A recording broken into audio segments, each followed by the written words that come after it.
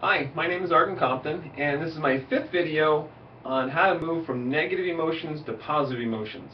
And if you haven't watched the previous ones, go ahead and do that. Especially make sure you watch the first one. That'll help this make better sense. And I like to call this one the core of the issue, because when you're dealing with any problem, you've got to get to the core of the issue, or the source of the problem. What's causing the problem? What got the problem started?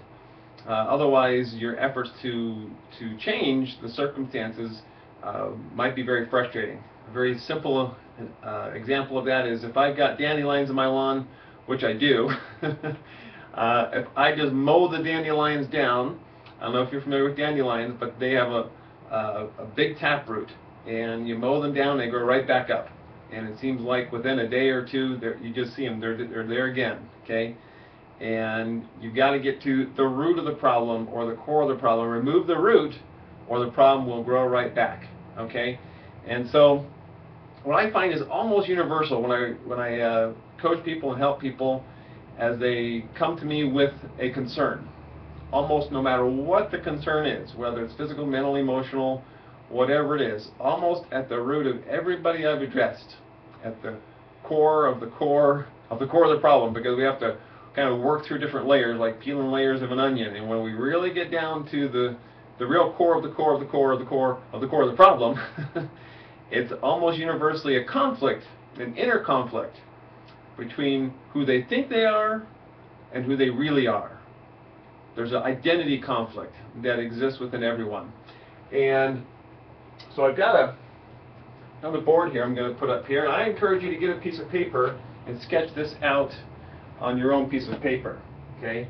And I have here at the very core, if you will, there's a circle here with a star in it, and that is symbolic of our spirit. Because before we existed in a physical body, we existed as a spirit, I believe, for eons of time, for eternity, which is really hard for us to comprehend in the here and now. But we've always existed, and we've only been in this body, for a few years, relatively short period of time. And there begins to be a conflict in identity when we identify ourselves by our physical experiences. So this spirit comes into a body, in this very outer circle I have labeled as the body, okay? And sometimes a person begins to identify themselves by their body, which maybe they say, hey, look at me, I've got a great body, or don't look at me, I have a terrible body. And the body can become a conflicting part of the identity. And we begin having experiences of different kinds. Everybody comes into life and they experience hurt. And everybody comes into life and they experience some rejection. And everybody experiences some failure. And who we really are kind of gets lost.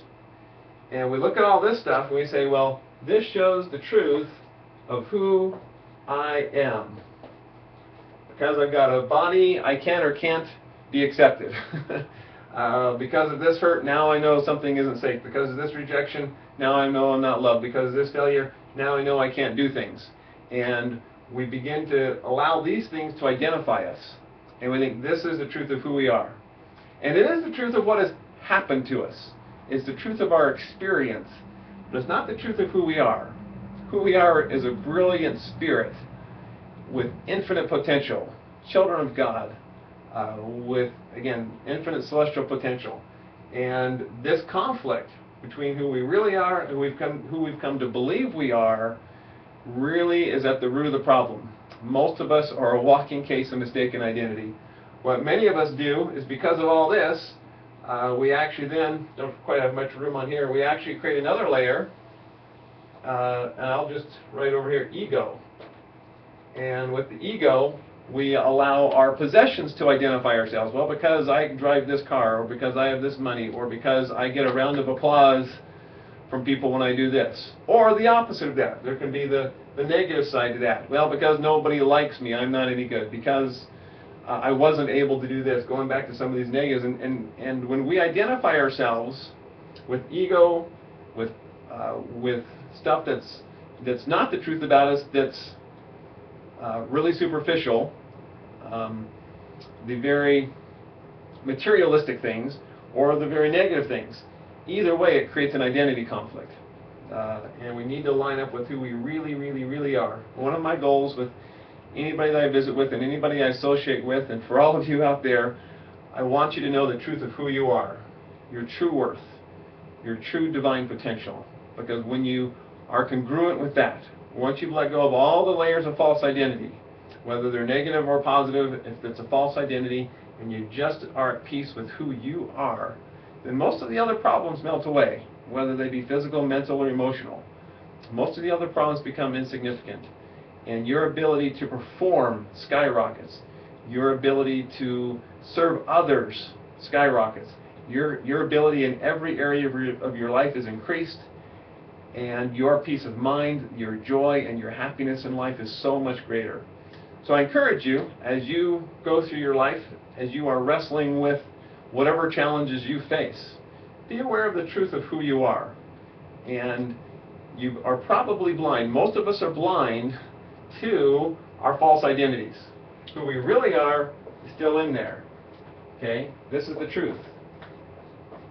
And we talked about in the other videos how when you're aligned with darkness and lies, there is fear and anxiety and negative emotions.